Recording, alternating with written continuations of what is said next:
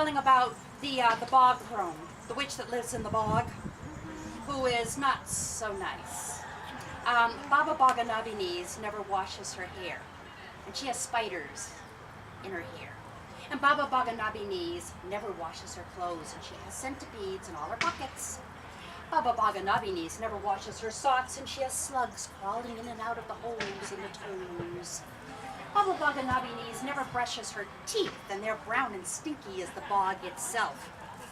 Baba Boganabinis has an eye right in the middle of her forehead, like this one, and she can take it out and leave it places to keep an eye on you. Baba Boganabinis doesn't like anybody in the world. Nobody likes her. So every time anybody moves into the bog, she has to move to someplace else. And after about, witches live a long time, so after about the 500th time, she got tired of packing up all of her stuff and building a new place and moving everything into it and having to unpack it. She decided, I'm going to do what my cousin, Baba Yaga Spindleshanks, did. Now, Baba Yaga Spindleshanks is a witch that lives in Russia. And Baba Yaga put a spell on a chicken. And the chicken grew as big as a house with long, long, long legs. And she named it Izbushka. And anytime she wants to go anyplace, she just says, Izbushka, come! And the house on chicken legs follows her wherever she wants to go. Very good arrangement. Well, Baba Boganabinis decided she needs to do that too. There's only one problem. Chickens don't work very well in a swamp. They sink.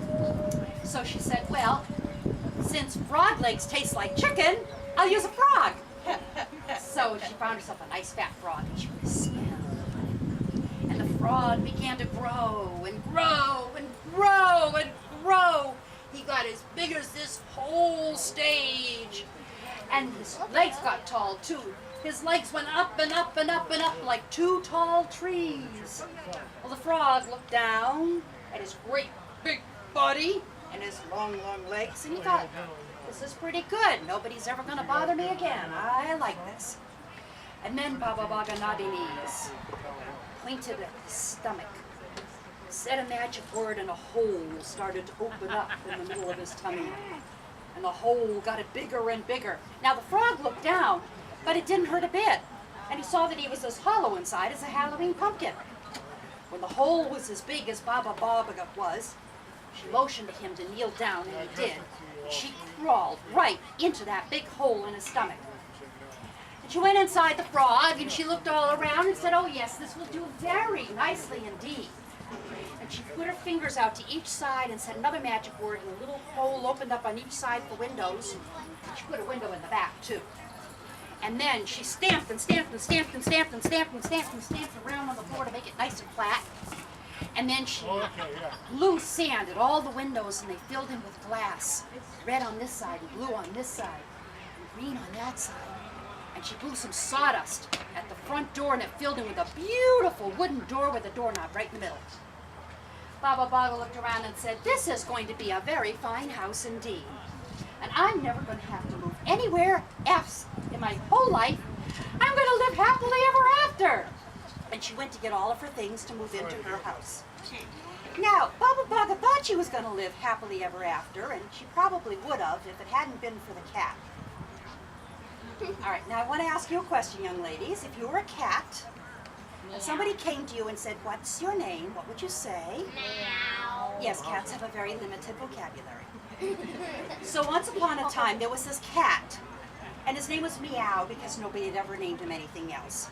And poor Meow was lost in the woods of the bog. He hadn't eaten for days and days and days and days. He was so hungry.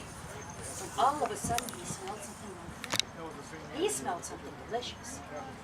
He smelled chicken. Not just a little chicken. He smelled a whole lot of chicken. Well, he started following that smell with his nose up in the air and his tail up straight behind him. And he ran past some oak trees, and he ran past some willow trees, and he ran past some maple trees, and he ran past some green trees, and he ran green trees. Meow backed up and took another look at those green trees, and you know what? Those weren't trees at all. Those were frog legs. Meow. Well, Meow had always heard that frog legs tasted just like chicken, so that must have been what he was smelling. He opened up his mouth as wide as he could. He took a running leap. He jumped up into the air and he chomped right onto those frog legs. Now, if you were a frog minding your own business and a stupid cat came along and chomped on you, now mind you, you're just a pair of legs, what would you do? Jump. Jump. Okay, what else could you do? To try to get rid of that cat. Yes, yes, kick like crazy. Shake it off. Yes, yes, yes. Hop, run around, go crazy. Well, of course, the legs did all those things. Now we have to ask you the next question. What do you suppose is happening to the house up on top of those legs? Yes, and the window on that side opened up and all Baba Baga's candlesticks fell out. The window on that side opened up, her spell book fell out. The window in the back opened up, her very best hat fell out, the front door opened up, out fell Baba Baga's bed, but Baba Baga's still in it. Boom, right on her head. She was not a happy witch.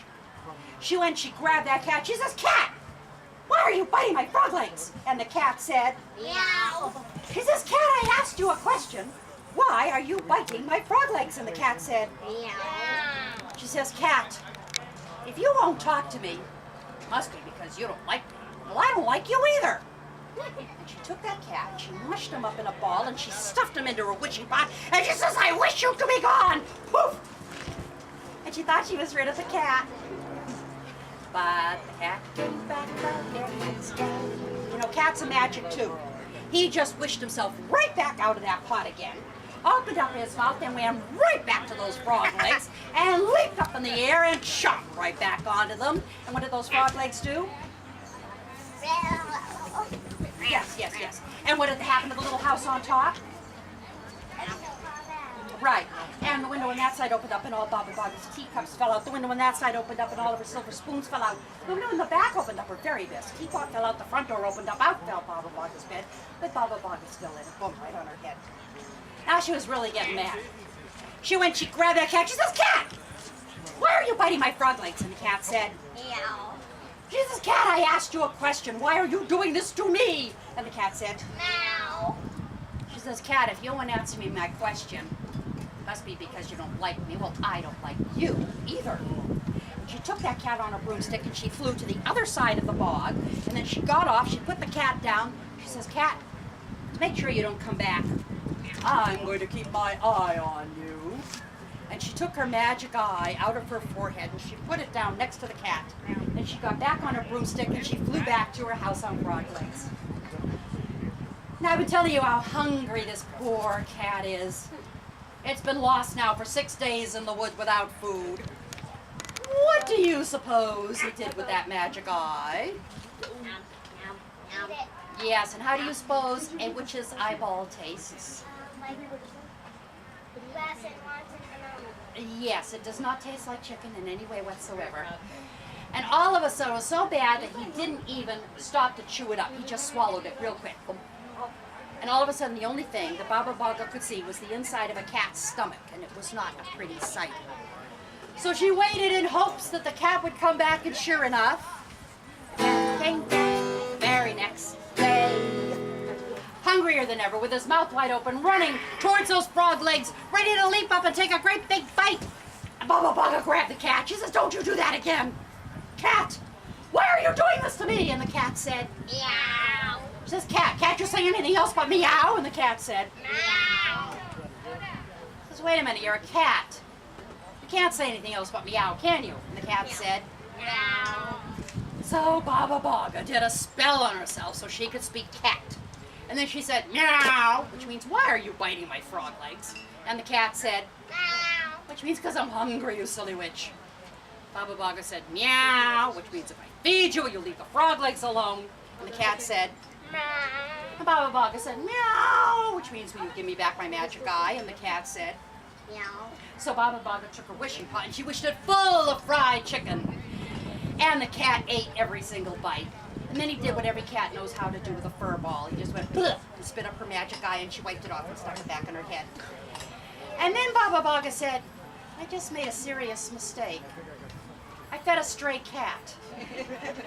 I'm never getting rid of you now, am I?" And the cat said, So Baba Bogger and the cat lived happily ever after, or at least as happily as a person can live with a witch that never washes.